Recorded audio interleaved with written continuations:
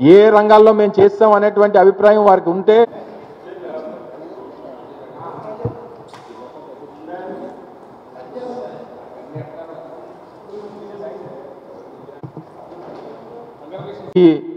ఆ ఒప్పందాలు ఒక స్కామ్, విశాఖపట్నంలో ఇచ్చినటువంటి భూములు ఒక పక్క లూలుకి అంటారు, ఒక పక్క వర్షాకి అంటారు, రూపాయికే భూములు ఇచ్చేస్తారు.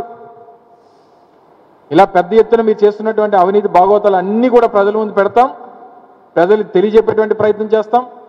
మీరు చేస్తున్నటువంటి ఈ నిర్ణయాల్ని వెనక్కి తీసుకునేటువంటి విధంగా మీ మీద ఒత్తిడి తీసుకొచ్చేటువంటి బాధ్యత కూడా వైఎస్ఆర్ కాంగ్రెస్ పార్టీ తీసుకుంటుంది అనేటువంటి విషయాన్ని ఈ సందర్భంగా మరొకసారి తెలియజేస్తా ఉన్నాం. Thank you. ఎన్ని ఆర్టికల్స్ అండి? ఒకటి కాదు, రెండు కాదు, పేపర్లో, ఆంధ్రజ్యోతిలో, ఈనాడులో రకరకాలైనటువంటి ఆర్టికల్స్, పదులు కొద్ది ఆర్టికల్స్, దాదాపు ఒక 15-20 రోజులైతే ఇంక వేరే పని లేనట్టు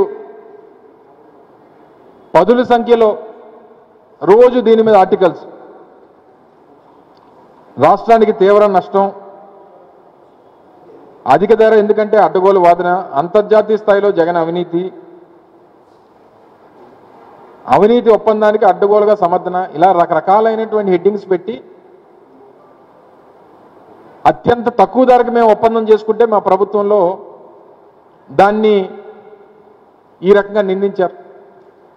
మరి ఈరోజు ₹4.60 ఏం సమాధానం చెప్తారు చంద్రబాబు నాయుడు గారు? కూటమిలో ఉన్నటువంటి రాజకీయ పార్టీలు ఏం సమాధానం చెప్తాయి? మరి ఎవరికి లబ్ధి చేకూర్చడానికి ఒప్పందాలు చేసుకున్నారు?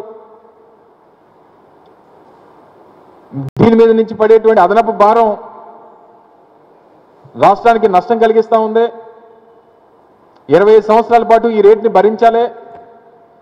25 సంవత్సరాలకి అదనంగా మరో 11,000 కోట్ల రూపాయలు రాష్ట్ర ప్రభుత్వం మీద, రాష్ట్ర ఖజానా మీద భారం పడతా ఉంది. ఎన్నికల ముందేమో నాణ్యమైనటువంటి విద్యుత్ ఇస్తాం, రేట్లు పెంచాం, యూనిట్ ధరలు పెంచాం అని చెప్పి వచ్చినటువంటి ప్రభుత్వం సంవత్సరంలో 15,000 కోట్ల రూపాయలు అదనపు భారాన్ని రాష్ట్ర ప్రజల మీద పడేసింది. మీ అందరికీ తెలుసు, 3 నెలల క్రితం పెద్ద ఎత్తున ఒక ఉద్యమాన్ని కూడా చేపట్టాం. రాష్ట్ర వ్యాప్తంగా అన్ని జిల్లా కేంద్రాల్లో కూడా ప్రభుత్వం మీద ఒత్తిడి తీసుకురావాలని, పెంచినటువంటి విద్యుత్ ధరలు ఏవైతే యూనిట్ ఛార్జెస్ ఉన్నాయో వాటిని తగ్గించాలని చెప్పి ప్రతిపక్షంగా మా పని మనం చేస్తూ ఉన్నాం. మీరు అడ్డగోలుగానేమో మీరు ఒప్పందాలు చేసుకుంటారు, డబ్బులు కాజేసేటువంటి కార్యక్రమాలు చేస్తారు, భూములేమో రూపాయికి ఇచ్చేస్తారు, ఊరు పేరు లేనటువంటి కంపెనీకి ఏమో 60 ఎకరాలు రూపాయికి ఇచ్చేస్తారు. ఏం తెచ్చో చెప్పు. యావరేజ్గా 4 లక్షలు కదా, మొదటి సంవత్సరం 4 లక్షలు ఇచ్చేయాలి కదా.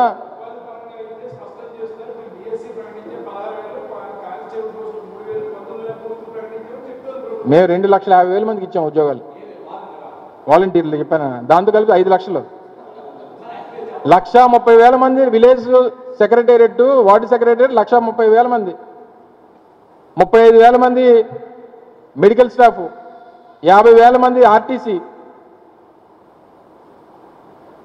నువ్వు లింగలింగమే 10,000 మంది తీసుకొని వచ్చి నువ్వు ఏం చెప్తావు?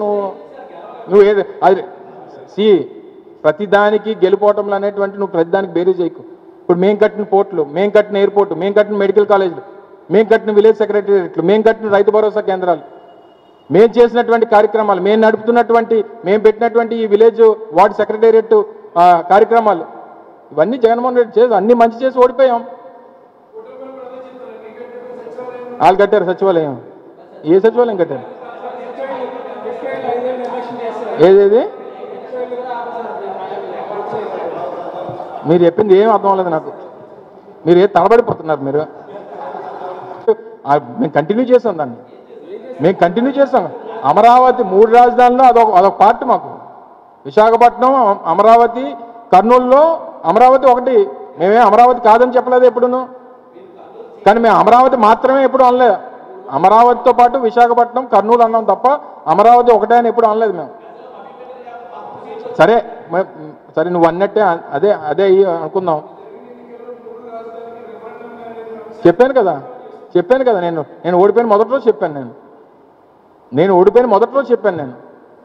మీరు ఉన్నారో లేదో సరే దాని మీద మేము చర్చిస్తాం, పార్టీలో చర్చించి నిర్ణయం తీసుకుంటాం.